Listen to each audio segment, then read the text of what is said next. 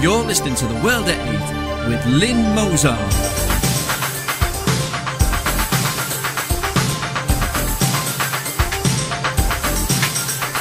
The World at 8, the number one in nationalist news. Highlights of the news today, Wednesday, 23rd of July 2014. Pupils at Suffolk Primary School speak 58 languages.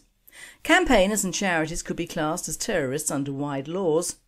MPs condemn sharp increase in trade with Moscow after missile attack on flight MH17. Hypocrites! Hollande hits back at Cameron attacking France sending warships to Russia while oligarchs seek refuge in London. Germany, Berlin imam prays for the annihilation of Jews. Italy, 60 stabbed to death by traffickers in weekend migrant disaster. Manila orders total evacuation of its citizens after Filipino worker decapitated in Benghazi.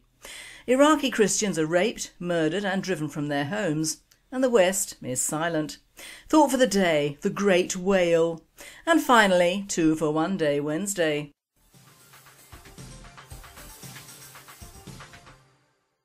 UK News.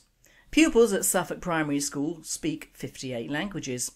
Pupils at a primary school in Suffolk speak 58 different languages. It has emerged as the head teacher spoke of the challenges his school faces.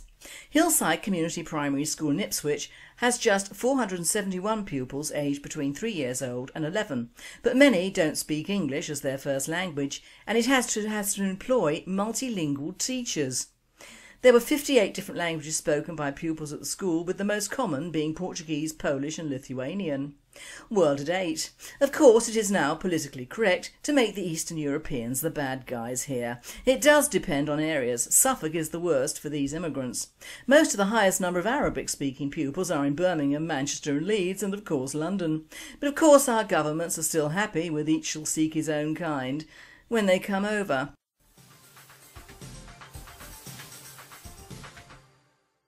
Campaigners and charities could be classed as terrorists under wide laws. The Telegraph reports David Anderson QC, terrorism laws watchdog, warns definition of terrorism is too wide and can catch those it didn't intend. Religious campaigners who oppose public vaccination campaigns, journalists and even charities delivering humanitarian aid could be prosecuted as terrorists because UK laws are so broad, the watchdog has warned. The definition of terrorism in legislation is so wide that anyone accused of influencing the government could be caught in its net, according to the government's independent reviewer of terror laws. World at 8. Oh God. The PC nanny state yet again.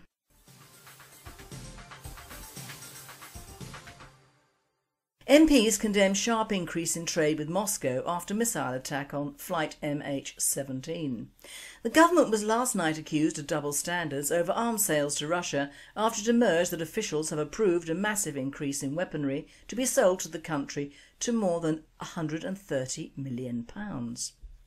MPs warned today that at least 251 export licences for the sale of controlled goods, ranging from sniper rifles to night sights, remain in place despite a call from Prime Minister David Cameron for other countries, in particular France, to halt lucrative arms deals with Moscow. Downing Street insisted that any arms licences granted for equipment to the Russian military had been suspended in the wake of the MH17 disaster after Mr Cameron singled out French President François Hollande's refusal to call off a £1 billion deal to sell Moscow 2 helicopter carriers. World at 8.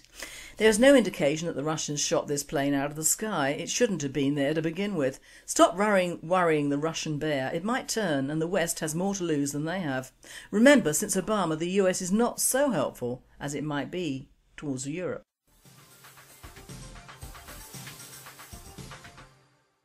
European news.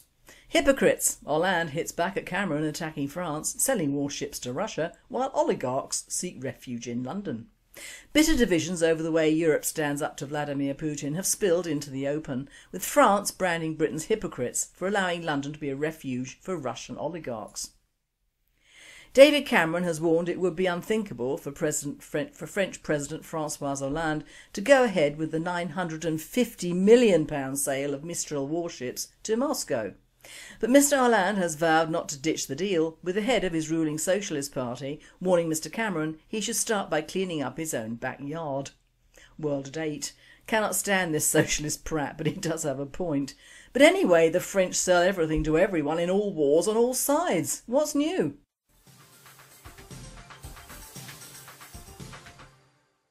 Germany, Berlin Imam prays for the annihilation of Jews. Imam in Berlin calls in the sermon for the annihilation of Jews, who he says are slayers of prophets. An imam in the German capital Berlin recently gave a sermon in which he expressed support for Gaza and called for the annihilation of Jews. The sermon by Sheikh Abu Bilal Ismail, which was given last Friday at the Al-Nur Mosque, was translated by the Middle East Media Research Institute. MEMRI. Gaza is the land of glory, the land of jihad, the land of honour, which is facing the strongest war machine, the Zionist Jews, these criminals, these slayers of prophets, he said.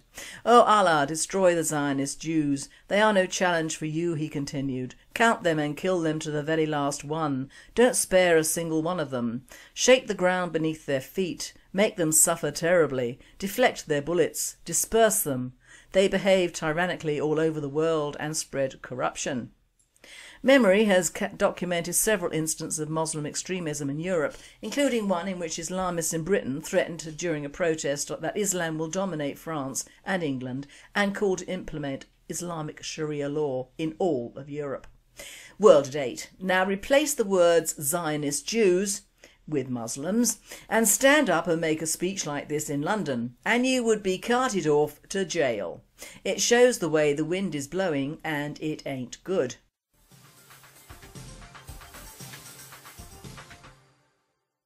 Italy, 60 stabbed to death by traffickers in weekend migrant disaster.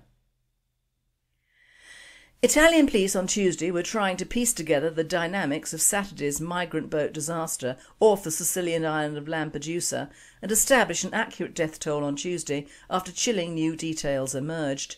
Migrants rescued by the Danish petrol tanker Tormlot in waters between Libya and Malta and taken to the Sicilian port of Messina told investigators that around 60 people had been stabbed by traffickers indiscriminately and their bodies thrown into the sea. These deaths come on top of the 29 people known to have died by asphyxiation after the traffickers allegedly prevented dozens of migrants from leaving the hold. Further, dozens of migrants are feared to have drowned during transfer to the Danish freighter from the rickety fishing boat that is thought to have been carrying between 700 and 750 people. A child aged 2 was also found dead on arrival in Messina and a woman died while being transferred to hospital for treatment.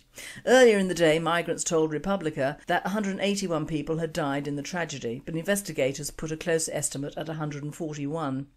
On Tuesday, 5 men presumed to be the traffickers were arrested on charges of multiple homicide. They were Mohammed Forad al-Fallah, 21, from Syria, Yusuf Darman, 21, and Abdrishak Azboy, 25, from Morocco, Saddam Aboudayed, 25, from the Palestinian territories, and Jamal Rajab, 32, from Saudi Arabia. World at 8. This sea of human misery is nothing but a transference of cultures into Europe. Behaviour similar to this has been endemic throughout Africa and North Africa for generations, and it shows how very different is la différence.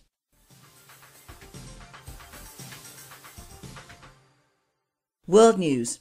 Manila orders total evacuation of its citizens after Filipino worker decapitated in Benghazi. A Filipino construction worker has been found decapitated in Benghazi 6 days after he was kidnapped in the city's Quasha district. The Filipino embassy has now ordered a nationwide mandatory evacuation of its citizens over the deteriorating security situation. Filipino community leader Dora Batay told the Libya Herald. She said Filipino nationals in Benghazi had been left stunned by the gruesome attack, which she described as inhuman. World at 8. Well, personally, I'm not keen on the Filipino culture, and they do seem to have the capacity to get anywhere to work any time. But this sort of action is typical of Islam. They see nothing wrong with killing an infidel of any colour or creed. This is nothing new in the treatment of what are to them slaves.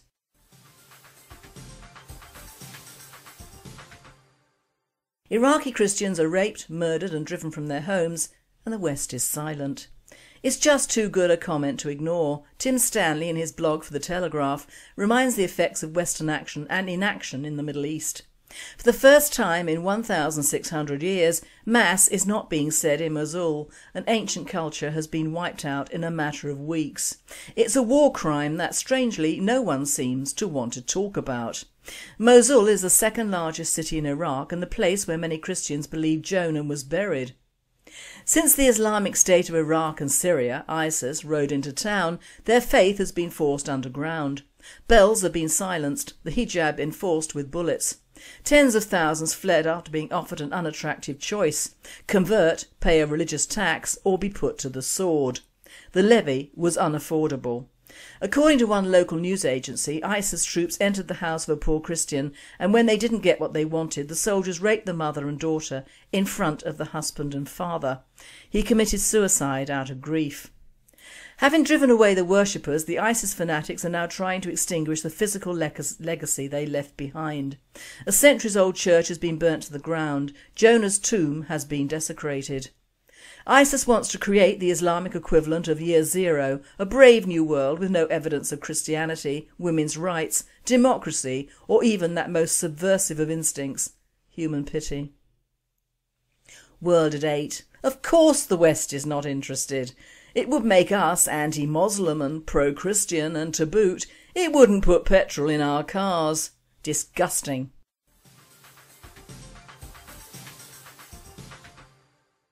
Thought for the day: the Great Wail. I can hear the great wail now from afar, and this makes me not Ahab, who is seeking the great white whale, but Mozart listening to the great white wail from the media and the wave of misinformation that is being brought to splash on the brains of the blurbs. Like the Chinese water torture of old, every drop a winner. Now call me tough. In fact, call me anything, I'm quite used to it. And don't get me wrong. If you are listening to this thought today, don't think I don't get upset at dead children, useless wars, poverty, corruption, sexual abuses and much worse. I do. But in hearing or watching most of this, you have to understand that we are watching and listening to what the establishment want us, not what is necessarily unbiased and nationalistic news. That is what you get on the World at 8, biased towards nationalism and not good for the people. In fact, I have never been and never will be a people person.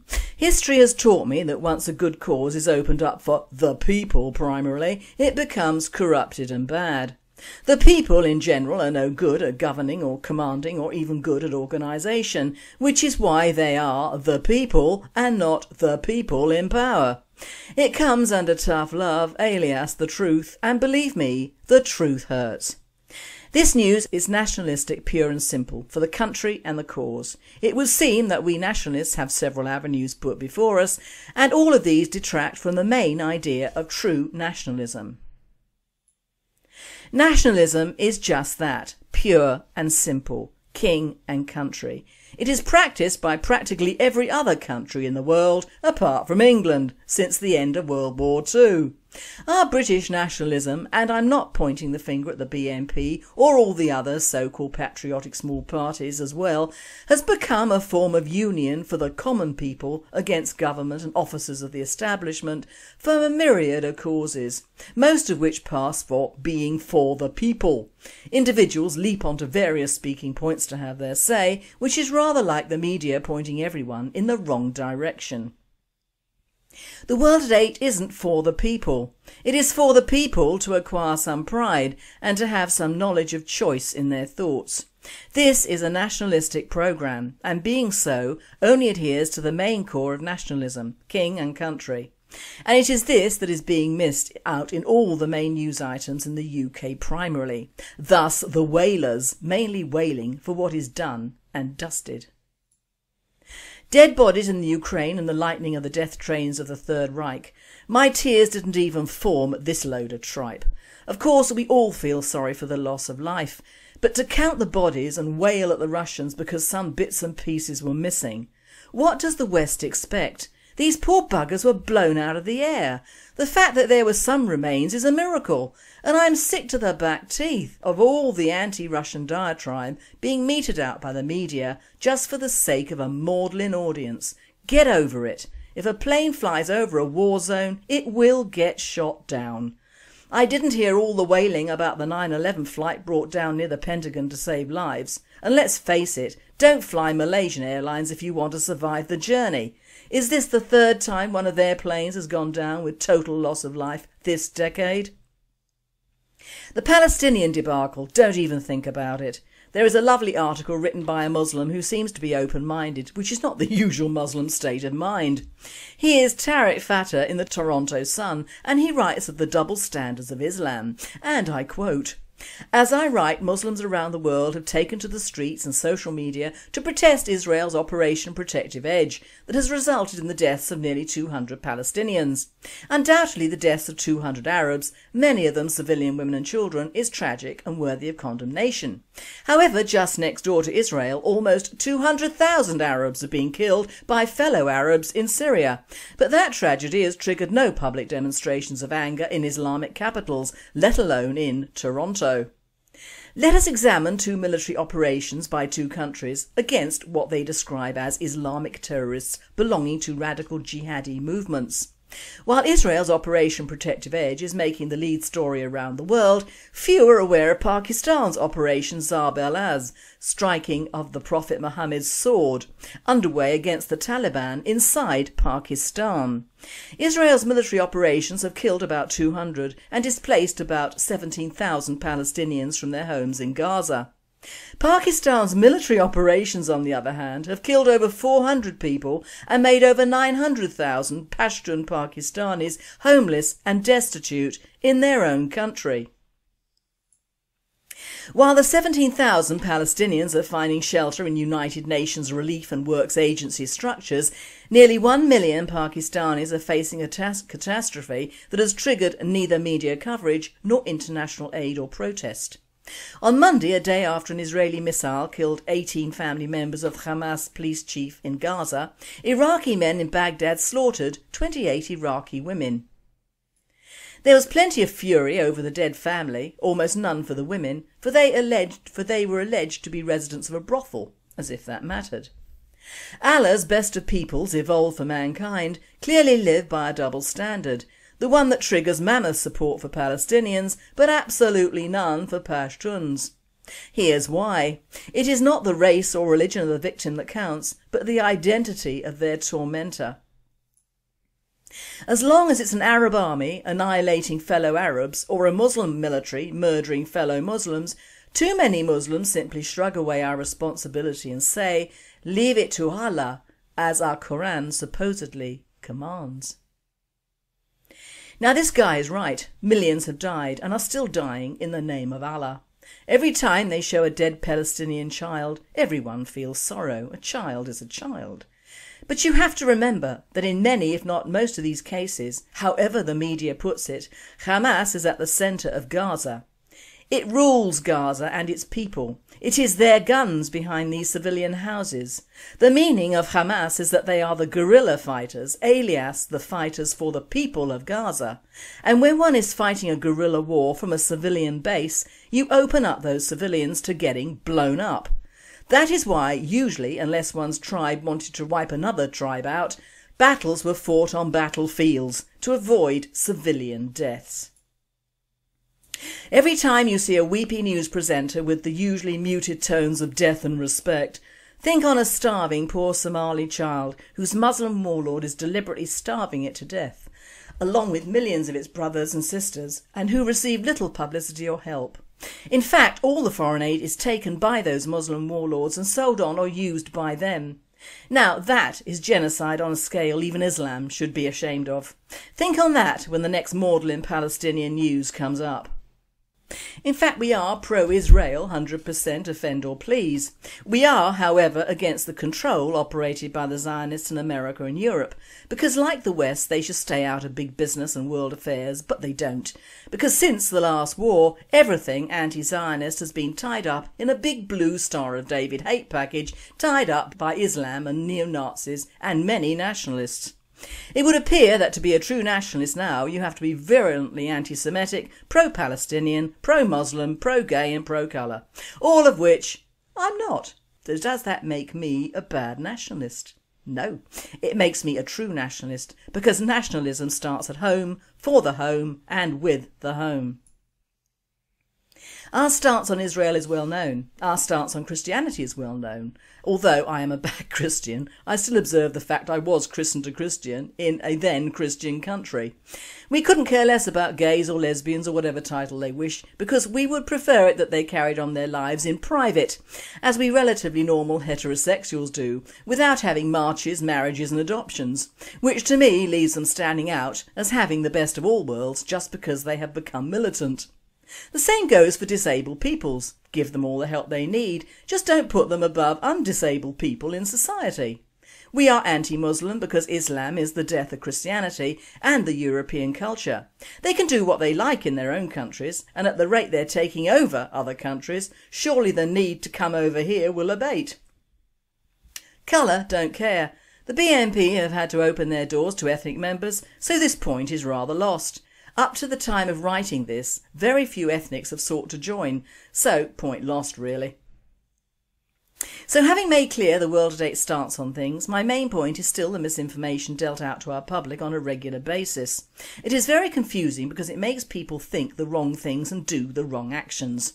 The ability to sit back and think about the fact that we are told what we should be told, so that the result is exactly what the result is supposed to be, is dangerous thinking at the best. We are all being told to celebrate 100 years since the start of the last war. Why celebrate the single most self-destructive act that Europe has perpetrated on itself? We're being told to celebrate the terrible and wasted loss of life. Why? Europe has resorted itself to the exact formula that the Kaiser would have wanted, with the exception of the immigration problem, of course. Germany and France are now united, England has gone to the dogs, and colonialism is dead on its feet or has been killed by a virulent form of democracy or freedom, alias death and torture. It is a very sad fact that most if not all these poor young men died for nothing, not even king and country, but it has always been that way. Soldiers are expendable, sad but true, and only live on in our memories or their families. However, they are used as useful propaganda when the establishment think fit. You can see how this country treats soldiers when you think of the reduction of numbers, materials and Lee Rigby. Now this is England speaking, England speaking.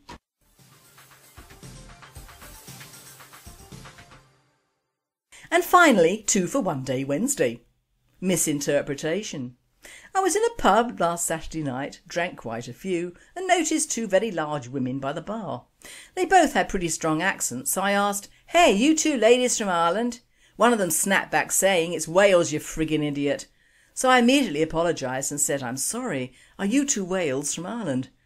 That's pretty much the last thing I remember. And condom factory. The largest condom factory in the States burnt down. President Obama was awakened at 4 AM by the telephone. "Sorry to bother you at this hour, sir, but there is an emergency. I've just received word that the condom factory in Washington DC has burnt to the ground. It's estimated that the entire USA's supply of condoms will be used up by the end of the week." Obama, "Oh damn, the economy will never be able to cope with all those unwanted babies. We'll be ruined. We'll have to ship some in from Mexico." Telephone voice says, "Bad idea. The Mexicans will have a field day with this one. We'll be a laughing stock. What about the UK?" Obama says, "OK, I'll call Cameron and tell him we need 5 million condoms, 10 inches long and 3 inches thick. That way they'll continue to respect us Americans." 3 days later, a delighted President Obama ran out to open the first of the 10,000 boxes that had just arrived.